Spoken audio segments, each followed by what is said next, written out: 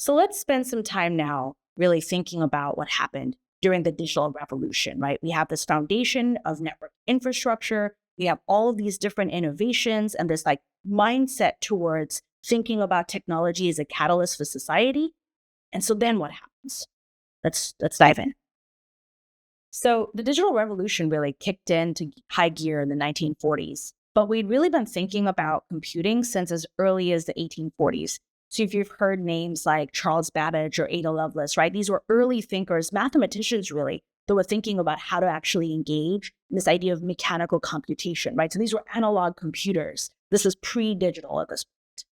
From there, if we zoom up ahead a little bit more, during World War II, the sort of context of war actually ended up encouraging a lot of innovation that led to the modern computer, right? So in this particular image, we're looking at the Enigma machine as it was used by German forces to send encrypted radio messages during World War II, right? In the meantime, the US and allies were trying to think about different ways to actually crack those Enigma messages, right? So if you've heard of Alan Turing and you've seen maybe the movie The Imitation Game, right? This is the piece de resistance during World War II that was really developed by that crew, right? This was a machine that was now starting to actually think about systematically interrogating encrypted messages.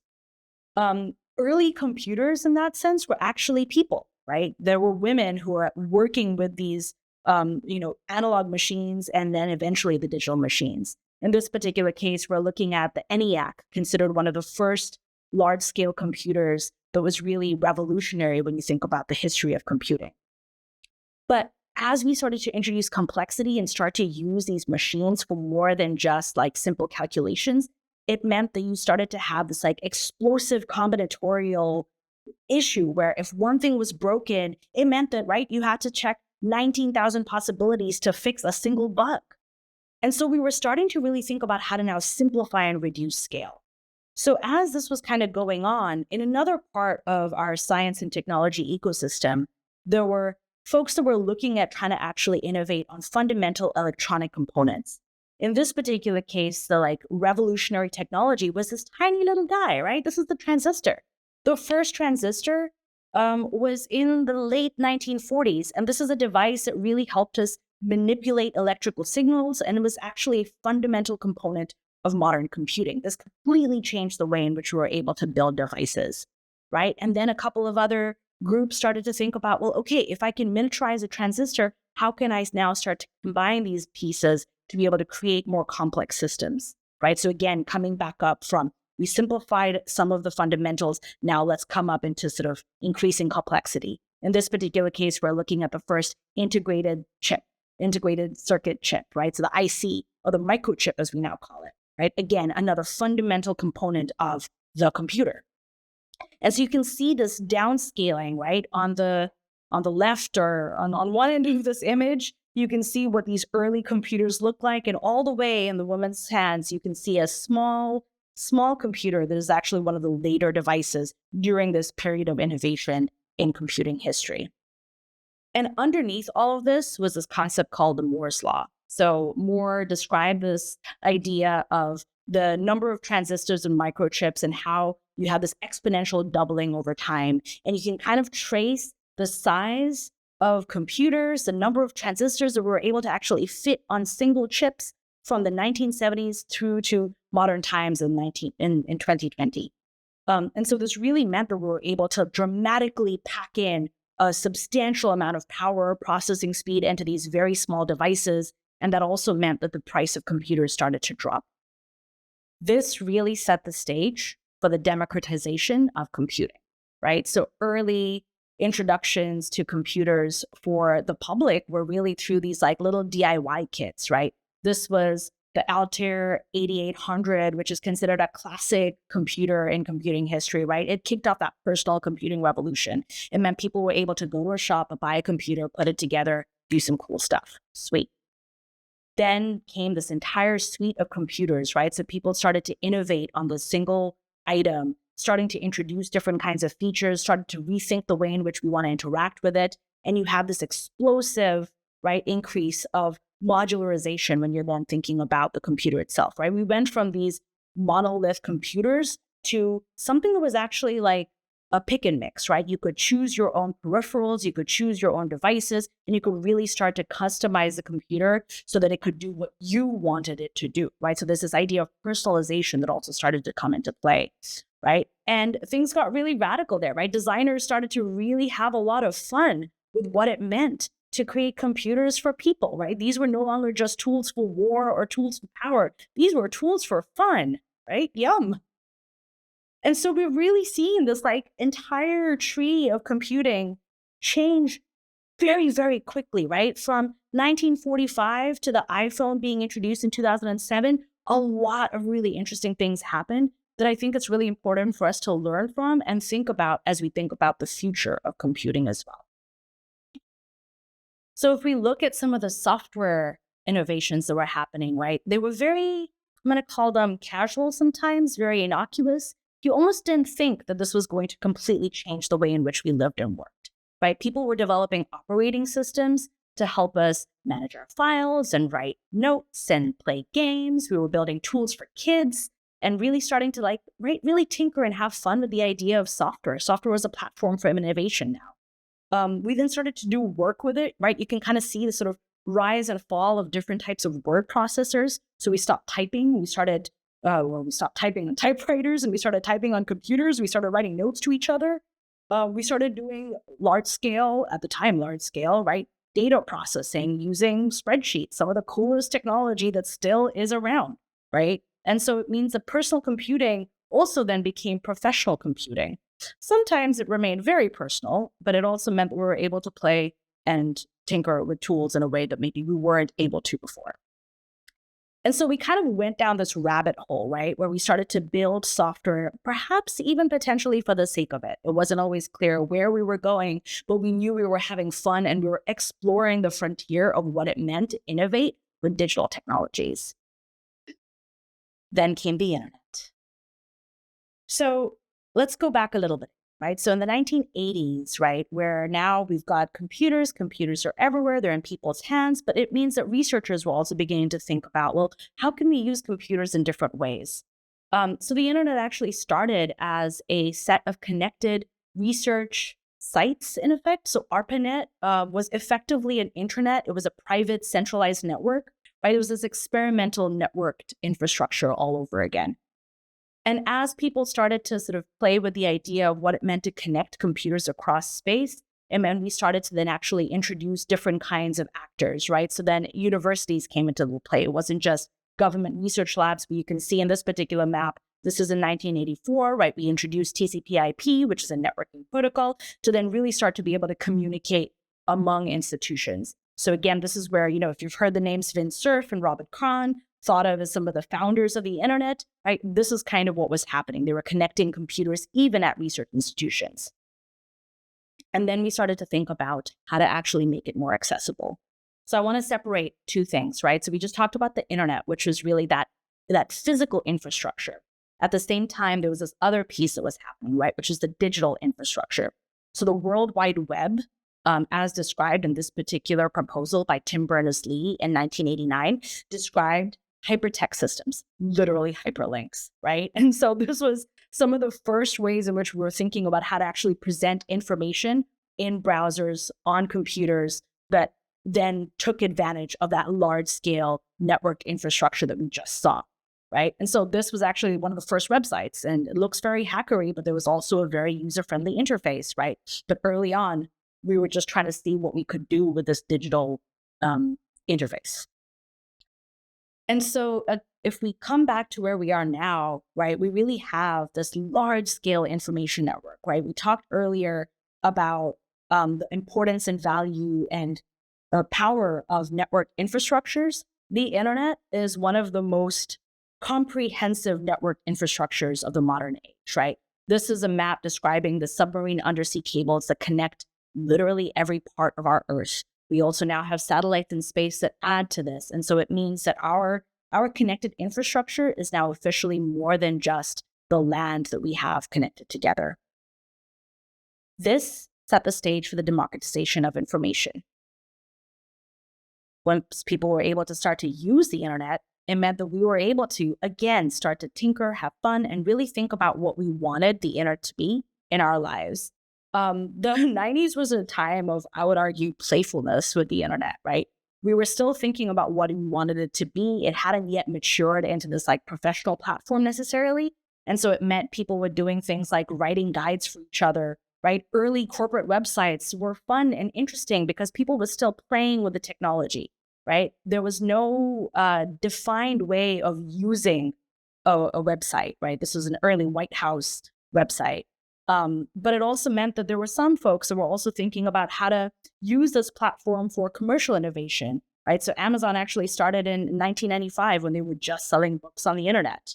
GeoCities in about 1995 was a platform for people to then produce their own content. And so you saw all sorts of goofy and interesting things being produced as, again, people were tinkering with the combination of the World Wide Web on that platform of the internet. AOL and a couple of other really important actors during this time really, again, helped catalyze the way in which we were using the internet. And I think for those of us who were around maybe during the 90s, these are things that we took for granted. But if you look back at their role in the history of the internet, they really changed the way we actually connected across space and time and really changed the way in which we were able to share information with each other.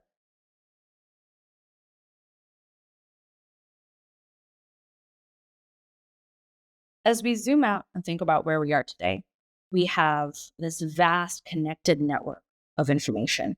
This is one of my favorite art pieces about the internet. It's a guy used a piece of code called a trace route, and he used it to map every single connected device on the internet. And you can see in the corner, it says, WorldCom, Level 3, Sprint, AT&T, where you're seeing our networks of networks, right? We went from just having ARPANET to connected universities to, AOL and these like somewhat siloed but still slowly connected communities to now this entire organism, right? The internet it feels alive, quite frankly, right? Because there are things that are coming on and offline. We're able to create with it. We're able to make pockets of information. We're able to open up things we were never able to before. And so it means that we're sort of dealing with something that we have created. It is this large networked infrastructure.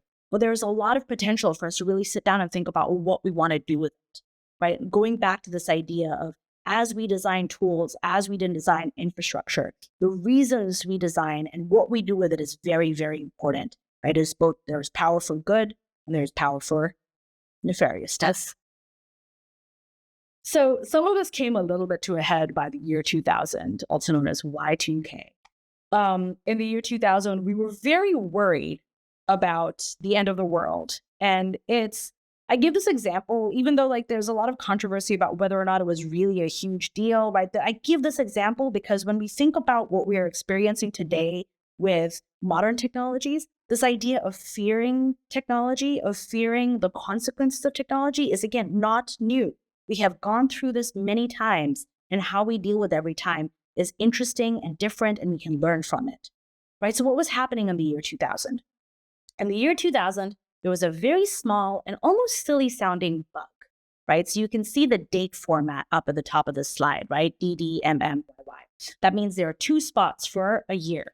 And so it meant when 1999 rolled over to 2000, everyone was worried that we were going to lose a bunch of information because computers might think that we had reset back to 1900, not moved forward to the year 2000. And this was a really big deal, right? I remember as a kid being like, oh man, what's going to happen in the new millennium? And so there were a lot of really proactive measures that people were sent out. I think Australia even invested millions of dollars in preparing for the Y2K bug. Some people did nothing. Some people did everything. Some people wore tinfoil hats, right? It doesn't actually matter what we did in a lot of ways. What matters is how we felt about what was about to happen. We were worried about the consequences of technology on our society. And that had dramatic impacts. So once we got over the year 2000 and nothing dramatic actually happened, we were able to then really think about what we wanted to do with the internet. This was a period of growth, especially in the context of internet-enabled commerce. We tried to sell anything and everything using the internet, right? It went from being a space for personal innovation to radical professional innovation. Right? Pets.com was one of those stars of the 1990s internet bubble or early 2000s internet bubble, depending on how you want to slice it. But there were a lot of issues as we started to sell anything and everything on the internet, right? In this particular case, the cost of advertising, buying and delivering the pet supplies actually exceeded revenue. And so it meant that while we were trying to use this platform, this technology, right, the internet, to be able to change the way in which we engaged with each other, we were not always able to think about the long-term impacts of what we were doing and why we were doing it. So, in this particular case, this is another one of those companies that kind of did not survive the bubble of the dot-com boom. Webvan stock rocketed up because everybody was like, oh my gosh, everything is possible. The rush expanding. Let's not even worry about profits right now, right? Everything was very short-term thinking. And then the moment they started to see that there was a dwindling customer base, there was this desperate struggle for cash, the stocks ditched. And this actually was like a massive deal when we think about what happened immediately after the sort of dot-com bubble, right? The dot-com bubble actually burst. And the 90s dot-com strategy, right, was kind of built on these three things. And I say this because it reminds me a lot of what we're experiencing today when we think about modern technologies, right? The 90s dot-com strategy was built on these three pieces. Big promises. We're going to revolutionize. Everything was about revolutionizing the way in which you mostly buy stuff, right? The second piece was everybody was really interested in getting big fast, right? So you're not really thinking about long-term growth. You're prioritizing short-term growth, saying, let's just sell at a loss, let's spend on marketing, and everything's going to be okay. And then the third thing that the people were relying on was this idea of like big stock market valuation, right? So investors were driving up valuation. There was an information asymmetry, and that kind of meant that you have this like really dangerous mix of hype, rapid growth, and short-termism. So when the bubble finally burst, you could kind of see sort of how much money had been poured into these dot-com companies, and the wealth vanished, right? Almost overnight, because people weren't really thinking about the long-term impacts or the long-term consequences of the way in which they were investing or even building the companies in the 1990s. This is important, right? Because when we think about what those companies did, right, they set the tone in a lot of ways for the way in which the internet grew after that, right? The dot-coms were, as they say, the training wheels for the internet. They really taught us how to live online. It meant that we were able to take for granted now that we can buy pet food on the internet after all. But after the bubble burst, it meant that we really had to sit down and think about those consequences and think a little bit more deeply about how we wanted to use the internet, right? There were many survivors, right? So Amazon is one of those classic examples, right? They really managed to find their niche and really hone in on it. eBay is another example. Netflix, amusingly, I don't know if most people know, was actually founded in 1997. It's actually not that new, right? But they really started to pivot the way in which they were actually selling their main business, right? It went from CDs to subscription services online. And so a lot of folks were really trying to play with business models more than necessarily the underlying technology itself, right? Priceline helped us move across spaces, another one of these survivors of the dot-com bubble, as well as some more familiar examples like Google. This tech sector growth, right? This idea of a bubble comes and goes, right? And so if you look at this particular chart, we're looking at the growth of IPOs, right? So international public offerings from 2000 to 2023. If the bubble happened in the year 2000, there were 397 IPOs that year. As we look at the current state of things, right? In the year 2021, there were 1,035 IPO offerings. That alone does not necessarily mean that there is a bubble, right? There are lots of other clues and other things that might help explain when and where a bubble might exist. But it does bring pause, right? Because we have to really start to ask ourselves again, like when we're designing technology, are we actually valuing it for the thing that it is doing, or are we valuing it for the sake of valuation? We've seen this changing role of technology, right? Where technology used to be this thing that was a support, right? So if we think back to those spreadsheets that we looked at before, right? The business was on one side and tech was on the other side. And this gap started to sort of come closer and closer. In the 80s, tech started to be a way in which we collaborated as we did business. In the 1990s, technology itself started to differentiate different kinds of businesses. And as we look at what was going on right now, technology actually is the business for many different kinds of organizations. Yochai Benkler writes this amazing book called The Wealth of Networks, and he talks about social production and how it transforms markets and freedom, right? And he describes this idea of this new network information economy, right? The way in which we built the internet is now having dramatic and direct impacts on our economy. Information production has made human creativity and the economics of information itself completely different, right? And the thing that I really want us to focus on in this quote, right, is this idea of choice, right? There's no guarantee that networked information technologies will actually lead to the improvements that we want, right? He says that this is the choice that we face as a society, right? The way we actually develop technology, the way we actually develop as a society will depend on these choices that we make in the next decade or so.